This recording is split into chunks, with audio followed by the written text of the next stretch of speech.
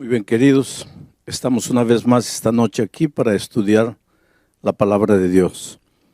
Y un cariñoso saludo a todos los amigos, las personas que en diferentes lugares del país, del mundo, a través del internet, están recibiendo también la palabra de Dios en su corazón. Hay una pregunta que todos nos hacemos desde que somos niños. ¿Dónde vive Dios? ¿Dónde es la casa de Dios? ¿Dónde habita Dios?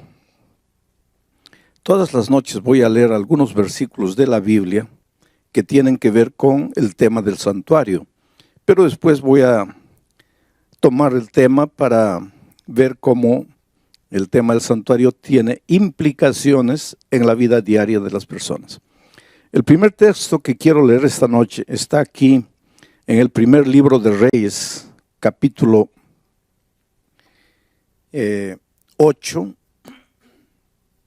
versículo 49. Dice así, es una oración, dice así: Tú oirás en los cielos, en el lugar de tu morada, su oración y su súplica, y les harás justicia. Después de leer este texto, quiero preguntarles, ¿dónde vive Dios? Dice, tú oirás su oración en el cielo, lugar de tu morada, donde habitas tú. Evidentemente, Dios habita en el cielo.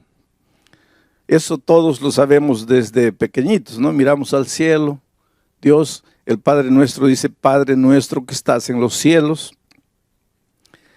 Y el Señor Jesucristo nos enseñó esa oración, que Dios está en los cielos. Ahora viene la segunda pregunta, ¿y en qué lugar del cielo? Porque los cielos son inmensos. ¿En qué lugar del cielo vive Dios? Y ahí quiero leerles el segundo texto de esta noche. Apocalipsis, capítulo 15, versículo 5, dice así. Después de estas cosas miré, y he aquí fue abierto en el cielo el templo del tabernáculo del testimonio. Después de estas cosas miré, y he aquí fue abierto en el cielo el templo del tabernáculo del testimonio. Y ahí el profeta Juan vio un trono dentro del templo, dentro del tabernáculo, dentro del santuario. Durante la semana voy a usar mucho la palabra santuario. Quiero que ustedes entiendan que el santuario es la misma cosa que el templo. El templo es la misma cosa que el tabernáculo. Cuando digo tabernáculo, estoy hablando del templo. Cuando digo templo, estoy hablando del santuario. Cuando digo santuario, estoy hablando del tabernáculo. Las tres cosas son la misma cosa. Entonces, en medio de los cielos hay un templo, hay un tabernáculo, hay un santuario. Y dentro de ese santuario hay un trono. Y en ese trono está sentado Dios. Voy a leer el último versículo de esta noche, o tal vez el penúltimo. Isaías capítulo 6, el versículo 1. Miren lo que dice Isaías. En el año que murió el rey Uzías, yo vi al Señor sentado sobre un trono alto y sublime, y sus faldas llenaban el templo. Ahora vamos a juntar estas tres ideas presentadas por estos tres textos diferentes. Dios habita en los cielos. ¿En qué lugar específico de los cielos? En el templo. Y ahí viene una pregunta. Quiere decir que hay un templo en el cielo. Hay un santuario en el cielo. Hay un tabernáculo en el cielo. Y la respuesta contundente es sí. Hay un santuario, hay un templo, hay un tabernáculo en el cielo y dentro de ese santuario hay un trono. Y en ese trono se sienta Dios. Ahora tú puedes decir así, pero parece cosa de niño. ¿Cómo que en medio del cielo va a haber un templo? No debería haber, que decir, no sería necesario que haya.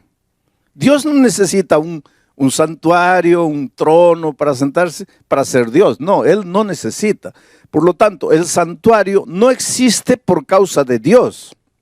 Existe por causa de nosotros. Porque anoche dije, Dios es infinito y no está amarrado ni al tiempo ni al espacio.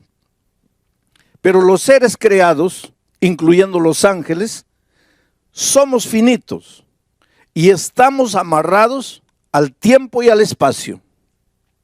Entonces, ¿cómo un Dios infinito que no se amarra al tiempo ni al espacio podría mantener comunión, compañerismo con un ser finito amarrado al tiempo y al espacio?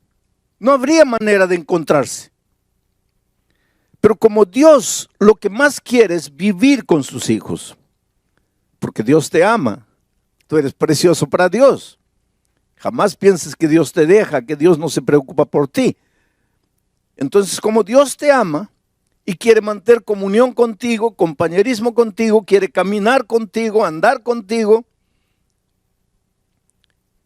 entonces Él busca en el infinito universo un punto en que el Dios infinito, que no está amarrado al tiempo y al espacio, se junte con el ser finito amarrado al tiempo y al espacio. Ese punto de convergencia es el santuario celestial, el santuario allá en el cielo. Y ahora, Juan, al escribir el Apocalipsis, dice que dentro de ese santuario hay un trono. Y Isaías dice, y yo vi a Dios sentado en su trono en el año que murió el rey Usías. Esto es interesante. ¿Sabes por qué? Usías fue un rey que murió con lepra, leproso. Y en aquellos tiempos la lepra era una cosa vergonzosa, una cosa terrible, sinónimo de pecado. El rey Usías murió leproso por su rebeldía, por su atrevimiento, por su pecado contra Dios. Murió leproso. Ahora imagínense toda la nación de Israel, sabiendo que las naciones vecinas sabían que Israel relacionaba la lepra con pecado. ¿Cómo se sentían todos los habitantes de Israel sabiendo que su rey había muerto leproso? Estaban avergonzados. Y no solo eso, sino que estaban sin rey, porque acababa de morir el rey. Y cuando el líder desaparece, pues todos tiemblan. ¿Y ahora qué hacemos? ¿Cómo resolvemos nuestros problemas? Y en esos momentos ya los ejércitos enemigos estaban preparándose para invadir Israel. Y ahora no había rey. Estaban desesperados. Y mire, en esas circunstancias de desesperación, de vergüenza, de incapacidad, de impotencia del ser humano, Isaías dice, yo vi a Dios sentado en el trono. Esto es interesante. Porque aunque las cosas en esta tierra parece que van a deshacerse, aunque parezcan las cosas en esta tierra que no funcionan, aunque parezca que todo se está viniendo para abajo, hay un Dios sentado en el trono. Y el trono simboliza control. Quiere decir, Dios nunca pierde el control de las cosas. Dios nunca pierde el control de la situación. Para ti, desde el punto de vista humano, puede ser, mi hogar ya no tiene salida, está todo acabado, está todo perdido. Y nosotros los seres humanos constantemente usamos esa expresión, ahora ya está todo perdido, ahora ya está todo acabado. Y muchas veces pensamos que la única salida es la muerte.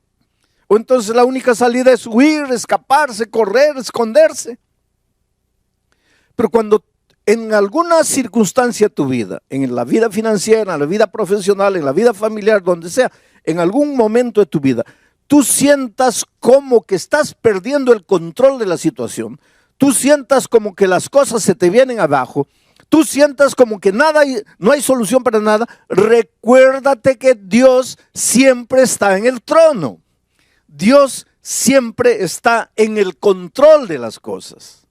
Por lo menos, por lo tanto, no te desesperes. Querido, si en este momento tú estás viviendo ahí, el momento más terrible de tu vida, no ves luz, no ves salida, todo es oscuridad, y por casualidad o porque un amigo te invitó, prendiste la televisión o prendiste el internet, y en este momento la palabra de Dios está llegando, pero tú estás escuchando y casi no entiendes nada porque solo estás pensando en tu drama, en la situación terrible que parece que no tiene solución. Recuérdate, para ti todas las cosas pueden estar confusas aquí en la tierra, pero hay un Dios en el cielo que tiene el control de las cosas y ese Dios es tu Padre, y ese Dios te ama y para ese Dios tú eres importante. Y Él no va a dejar que las cosas te destruyan en esta tierra. Solo tienes que levantar los ojos al cielo. Solo tienes que reconocer que hay un Dios en los cielos. Porque hay una cosa interesante con nosotros, los hombres. Cuando todo va bien, no miramos al cielo. Mi padre durante 34 años recibió la palabra de Dios, y siempre dijo, no, no, no. Y fue esquivando hasta que un día un cáncer tocó su vida. Y en el dolor, en la enfermedad, abrió el corazón a Jesús y se entregó a Él. Yo tuve la bendición, la alegría de bautizar a mi propio padre. Antes de su bautismo, él me dijo una cosa impresionante. Me dijo, mira hijo, cuando yo estaba bien de salud, cuando estaba en pie, cuando podía andar, caminar, yo solo miraba en el plano horizontal, o sea, lo que está en esta tierra. Pero cuando quedé con cáncer, caí a la cama. Y ahí, aunque no quería, tenía que mirar al cielo. Interesante, ¿no? Cuando todo va bien, ¿para qué Dios? Cuando todo va bien, Dios pasa a un segundo plano. Pero hay momentos en la vida en que las cosas parecen que se escapan de tu control. Tú te esfuerzas, luchas y no, se te va. No puedes, llegas a la conclusión que como ser humano no puedes. En esos momentos recuerda que Dios está en el trono y que Dios está en el control de todo. Ahora vengo al cuarto texto de la Biblia y aquí voy a detenerme porque este es el centro de mi mensaje para esta noche. Y es Romanos 6:23. Y esto, tal vez tú te preguntes qué tiene que ver con el tema del santuario, pero es justamente a partir de aquí que nace la importancia del santuario. Romanos capítulo 6, versículo 23. Dice así, porque la paga del pecado es la muerte, mas la dádiva de Dios es vida eterna en Cristo Jesús, Señor nuestro. Hay muchos pensamientos en este texto. Yo me voy a detener en un solo pensamiento. Mira, porque la paga del pecado. Primer pensamiento que podríamos analizar, ¿qué es el pecado? Y anoche ya lo dijimos. La gente confunde pecado con acto pecaminoso. Acto pecaminoso es robar, matar, mentir, codiciar. Esos son actos pecaminosos. Los actos pecaminosos aparecen en la vida de un ser humano porque está en pecado. ¿Y qué es pecado? Pecado es separarse de Dios. Todo lo que necesitas para ser un pecador es separarte de Dios. Separarte de Jesús, que es la justicia. Y cuando te separas de la justicia, ya caes en el terreno de la injusticia. Ya estás en el pecado. Y dice la Biblia que todos pecamos. Todos nosotros los seres humanos llegamos al mundo trayendo esa naturaleza pecaminosa. Venimos en estado de pecado. Y tú me vas a decir ahora, pastor, ¿quiere decir que todos estamos condenados a morir? Sí, todos estamos condenados a morir. Y alguien puede decir, pero ¿qué culpa tengo yo de haber nacido? No, tú no tienes culpa de haber nacido. Y no te vas a perder porque naciste pecador. Tú no tienes culpa de haber nacido. Pero Dios proveyó el remedio. Y si te mueres un día, si mueres la muerte eterna, no será porque has nacido pecador. Será porque no tomaste el remedio. ¿Y cuál es el remedio? El remedio está en el santuario. Y vamos a entrar durante esta semana al santuario para encontrar el remedio para el problema del pecado. Bueno, vamos al texto. de Pablo. Dice, porque la paga del pecado es la muerte. Muerte, pecado, muerte. El pecado te lleva a la muerte. Muerte y pecado son prácticamente la misma cosa. La paga del pecado es la muerte. Pero la dádiva de Dios es vida eterna. Dios, vida. Pecado, muerte. Dios, vida. Y esa vida la tenemos en Cristo Jesús. Y no es Cristo Jesús, punto, sino en Cristo Jesús, Señor nuestro. Ese es el asunto y ahí vamos a concentrarnos esta noche para entender la importancia del tema del santuario que vamos a ir trabajando durante la semana. Mucha gente tiene una idea equivocada de la muerte como paga del pecado. Tal vez porque nosotros tenemos una frase que dice así, el que la hace la paga. Entonces de ahí, de esa frase, el que la hace la paga, en nuestra mente surge, si peco, Dios me mata. Si peco, Dios me da la muerte. Si peco, Dios me castiga con la muerte. Porque el que la hace, la paga. Y ahora viene Pablo y dice, porque la paga del pecado es la muerte. Entonces mucha gente vive con miedo de Dios. Y mucha gente vive con miedo de pecar. Porque dice, si peco, muero, porque el que la hace, la paga.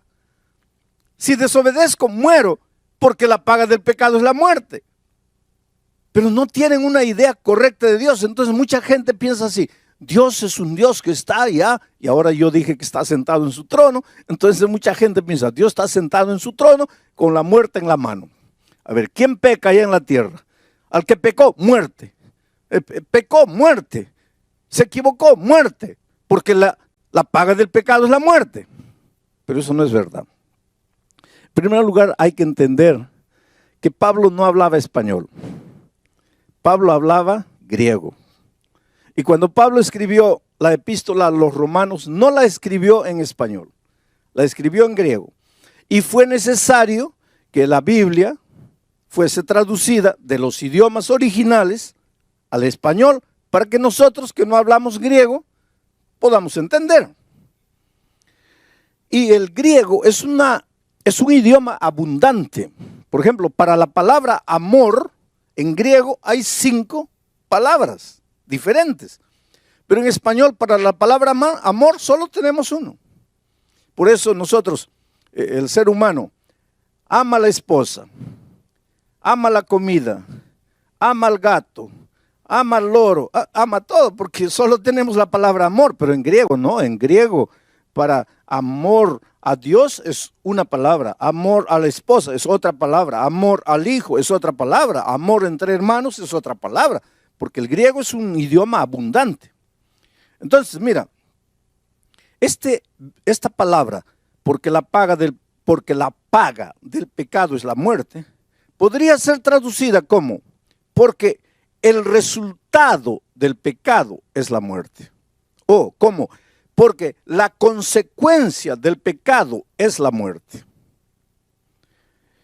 A mí me gusta la traducción que presenta este texto así, porque el resultado del pecado es la muerte. El resultado del pecado es la muerte. Porque si tú piensas así, porque la paga del pecado es la muerte, ¿qué vas a pensar? Que la muerte es un castigo divino.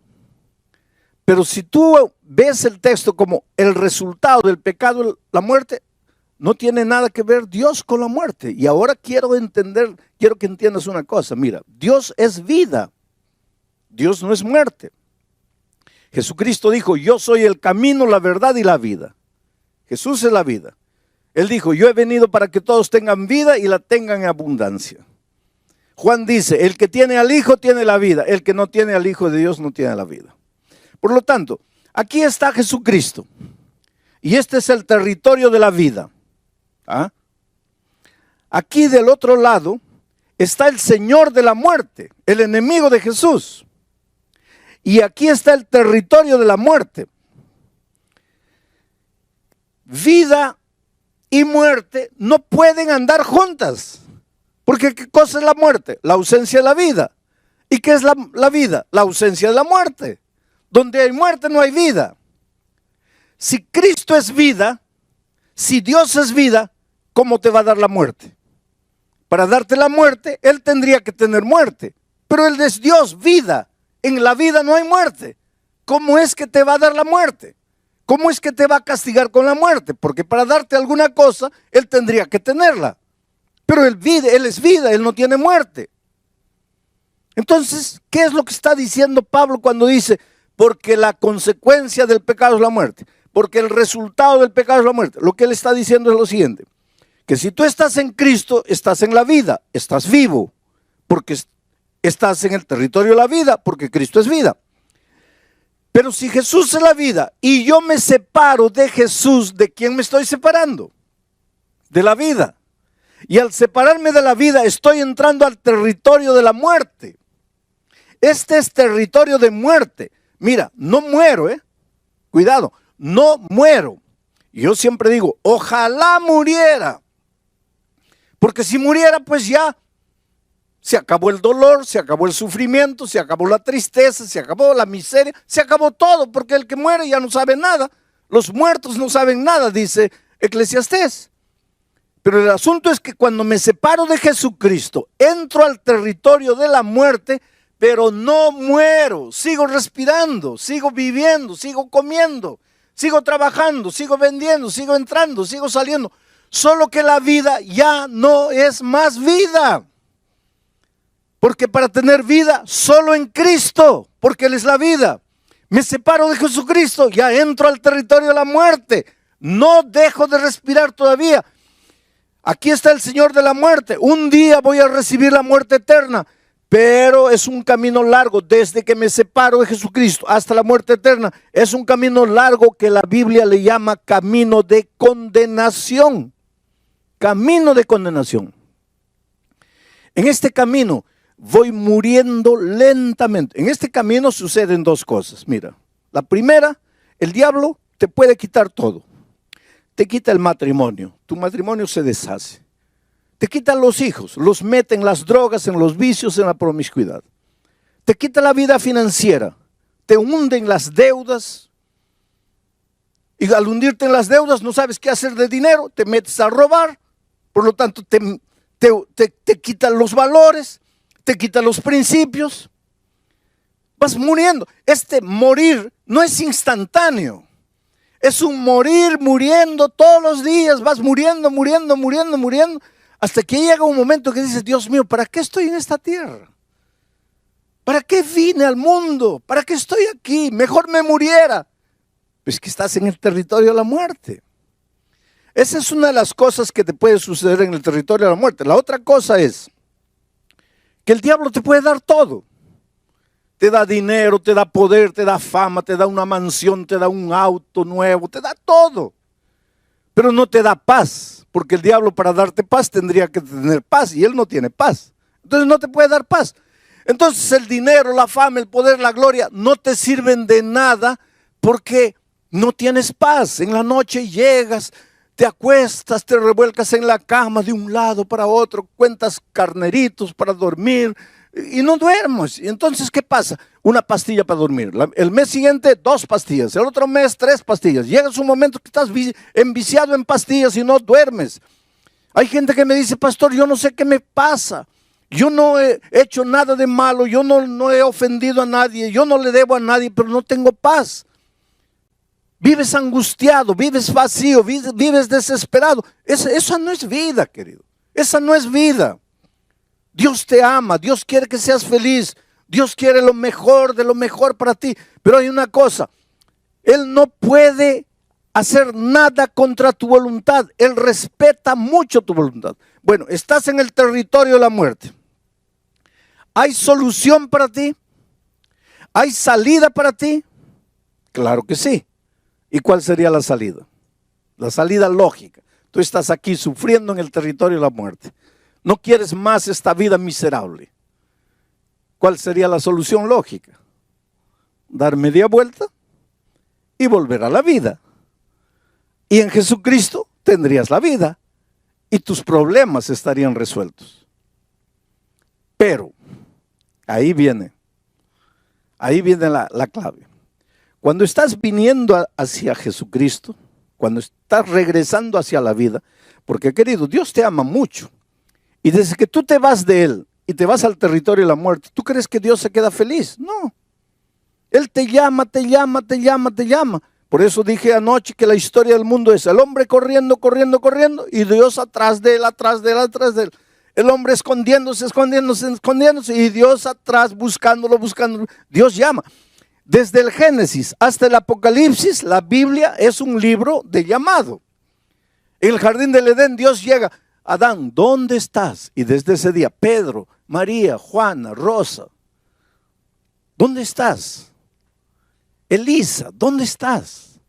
El diablo te llama, o el Señor Jesucristo te llama con amor, te suplica.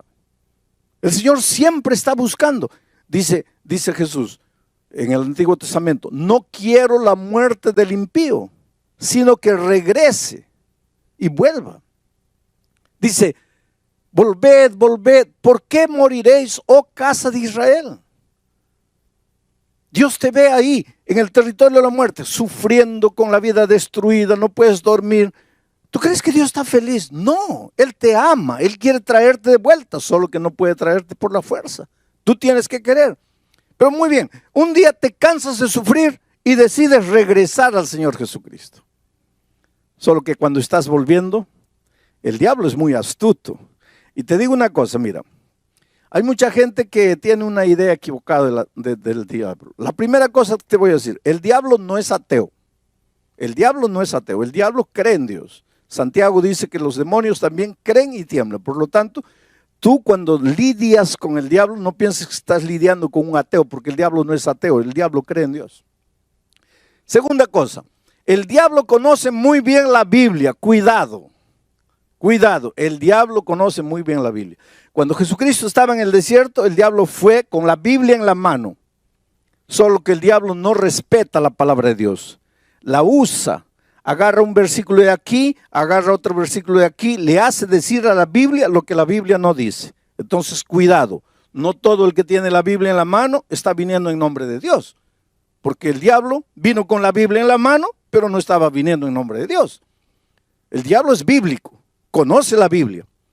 Y como conoce la Biblia, cuando tú estás regresando al Señor Jesucristo, el diablo le dice a Jesús, prácticamente, voy a tratar de decirlo así para que ustedes entiendan, hey Señor Jesucristo, ¿lo vas a recibir a este miserable pecador, lo vas a recibir de vuelta? Y Jesús dice, sí, claro. ¿Y por qué lo vas a recibir? Porque yo lo amo. Pero este no ha pecado, sí, ha pecado. ¿Se ha ido de ti? Sí. ¿Ha entrado al territorio de la muerte? Sí. ¿Y qué dice Romanos 6:23? Porque la paga del pecado es la muerte. ¿Y este pecó o no pecó? Sí. ¿Y? Si pecó, tiene que morir. Porque la paga del pecado es la muerte. Y ahora él está viniendo y tú lo vas a recibir de vuelta. No.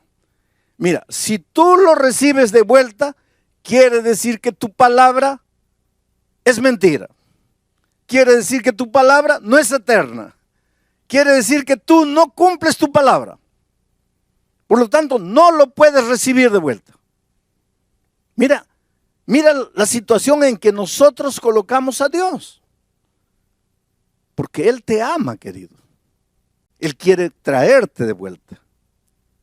¿Sabes que el Señor Jesucristo quiere entrar en tu vida y colocar en orden todo el desorden interior? Porque una de las cosas que el pecado hace es desordena el mundo interior. Desordena las emociones, los sentimientos. ¿Cómo puedes entender que un hombre que dice que ama a su esposa la golpea? ¿Cómo puedes?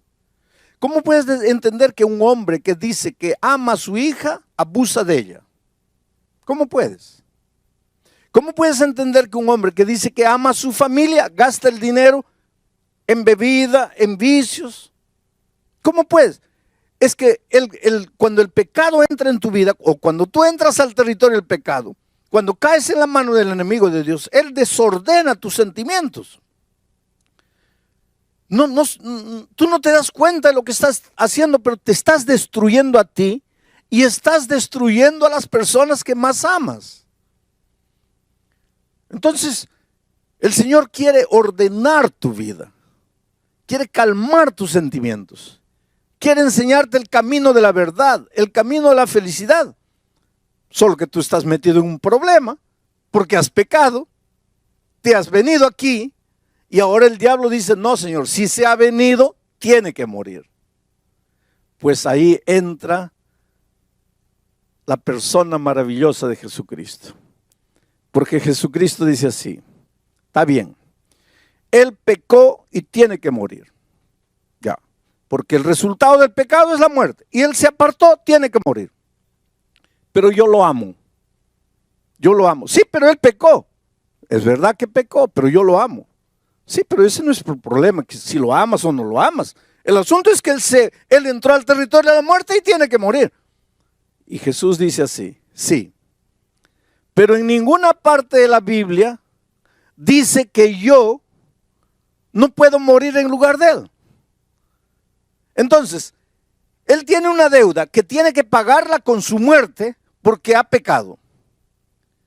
Pero yo voy a ir a la tierra y voy a morir y con mi muerte voy a pagar su pecado. Y es eso lo que hizo el Señor Jesucristo. Vino a este mundo para morir por nosotros. Y hoy día, gracias a la muerte de Cristo, nosotros podemos recibir la vida eterna.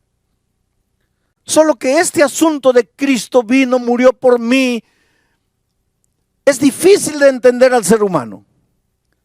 Y para que el ser humano entienda qué es lo que hizo Dios, mandó a los israelitas construir el santuario.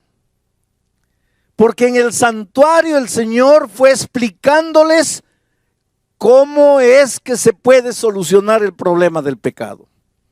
Cómo es que aunque el hombre murió, alguien puede morir en su lugar. Y el tema de mañana es impresionante. Porque ya comenzamos ahora a analizar el plan de salvación dentro del tema del santuario. Querido, el Espíritu de Dios sigue moviéndose hoy y llamando a las personas. Ahí donde estás, puedes creer que el Espíritu Santo está trabajando en tu corazón. Tú corres, corres, corres, el Espíritu te sigue, te sigue y te sigue. Mira, hay un joven llamado Patricio. Trabaja para una empresa de aviación grande aquí en América Latina. Ese muchacho nació y creció amando mucho al Señor Jesucristo, amando mucho a la Virgen María, amando mucho a sus padres, amando mucho la fe de sus padres, de sus abuelos, de sus bisabuelos. Pero un día se confrontó con la palabra de Dios. Y sabes, la vida del cristiano es crecimiento y es aprendizaje. Yo siempre digo, mira, si estás vivo, tienes que aprender. Los muertos no aprenden. Cuando yo encuentro una persona que no quiere aprender, yo pienso, esa persona está muerta y no se da cuenta que está muerta. Inclusive Juan, hablando en nombre del Señor Jesucristo a la iglesia, a las iglesias del Apocalipsis, les dice, tienes nombre de que vives, pero estás muerto. Una persona que no quiere aprender, una persona que se resiste a aprender, está muerta. Porque los vivos aprendemos. Ahora, no es fácil aprender. ¿Sabes por qué? Porque ¿qué cosa es aprender? Aprender es salir de lo que conoces y entrar al terreno que no conoces. Aprender es salir de la playa y nadar en aguas profundas. Y esto es doloroso, porque el ser humano inconscientemente tiene miedo de lo desconocido. Por eso es que hay mucha gente que no quiere aprender. Pero Patricio descubrió la palabra de Dios. Y en la palabra de Dios hay cosas que a veces tú nunca has descubierto. Y a medida que él comenzó a descubrir las verdades, comenzó a sufrir en su corazón con las verdades, porque no es fácil aprender y crecer. Él conoció a una persona a través del internet. Y esta chica cuyo nombre no sé si tengo escrito aquí. No lo tengo. ¿Cómo te llamas? ¿Ah? Jessica. Jessica conoció a Patricio a través del internet, hace unos 4 años atrás, y comenzó a evangelizarlo a través del internet. ¿Qué quiere decir evangelizar?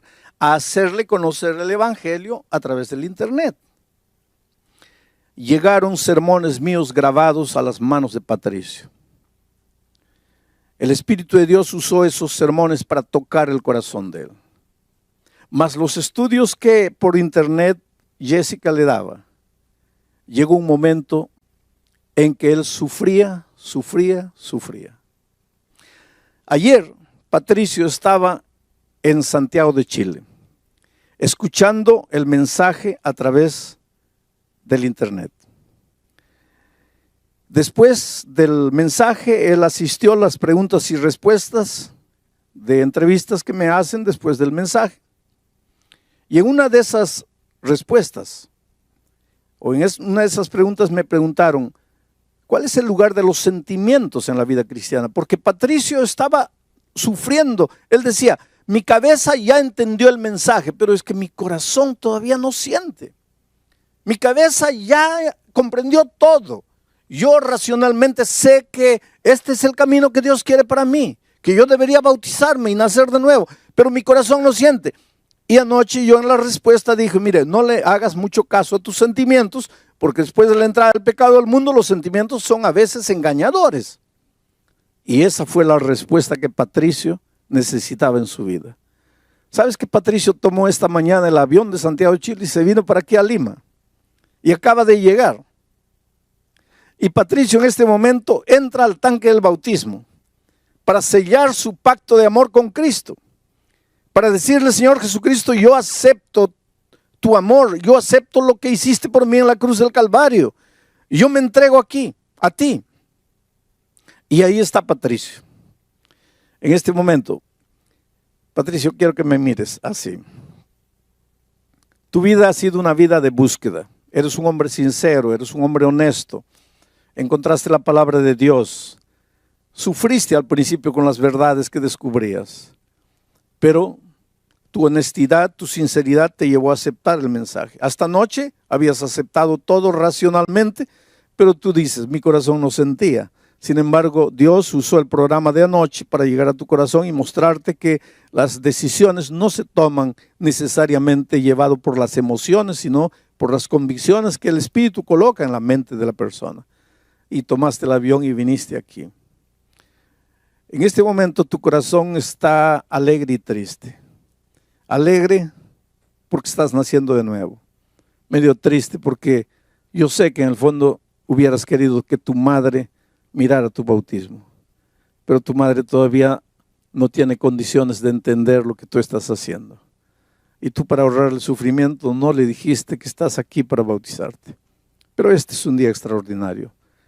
Toda tu vida pasada queda borrada. Y para que de aquí para adelante vivas una vida victoriosa en Cristo, por tu fe, el pastor Bill Quispe, como ministro del Evangelio, por el mandato divino, te bautiza en nombre del Padre, del Hijo y del Espíritu Santo. Amén.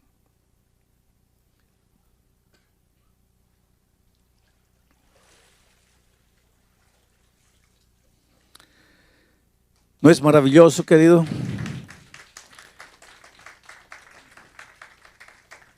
Qué cena linda, ¿no es cierto? Tú sabes cómo es emocionante saber que cuando naciste recibiste una hoja en blanco de Dios para escribir una historia. Y a veces a lo largo de la vida llenaste esa hoja blanca de garabatos. Hiciste tanta tontería en la vida. Te heriste a ti mismo, heriste a tanta gente inocente que no tenía culpa de nada. Lloraste, viviste, sufriste. Y ahora te preguntas, ¿qué hago con mi vida? Y ahora te preguntas, ¿dónde está Dios? Y ahora te preguntas, ¿por qué me sucede todo lo que me sucede? Y ahora en las noches oscuras de tu vida lloras tu soledad, tu tristeza, tu derrota. Yo quisiera decirte que el Señor Jesucristo está más cerca de ti de lo que tú imaginas. Jesús te ama, te ama, te ama. Jesús quiere entrar en tu vida, revolucionar tu vida. Quiere colocar tus sentimientos, tus emociones, tus pensamientos en orden. Pero no puede hacerlo si tú no aceptas. No puede hacerlo si tú no te entregas. Es que, pastor, pequé tanto. ¿Cómo Dios puede perdonarme? Yo no entiendo cómo Dios te puede perdonar, porque yo no entiendo cómo Dios me perdona a mí. Una cosa sé: Él no puede hacer nada por ti si tú no quieres. En este momento, entrégate al Señor Jesucristo. Ábrele el corazón a Él. Dile: Señor, no puedo más. He luchado solo, he corrido solo, he intentado solo. Solo me he herido, solo me he hecho sangrar. Estoy aquí derrotado. Te necesito en mi vida. Reconstruye mi vida, reconstruye mi familia. Hazme de nuevo. ¿Qué harás? ¿Qué harás con la invitación del Señor Jesucristo? ¿Seguirás caminando, seguirás peregrinando en el territorio de la condenación? ¿O darás media vuelta y correrás a los brazos de Jesús? La respuesta es solo tuya. Jesús te puede llamar, te puede invitar, te puede encontrar, te puede buscar, pero no te puede traer por la fuerza. Tú tienes que tomar la decisión.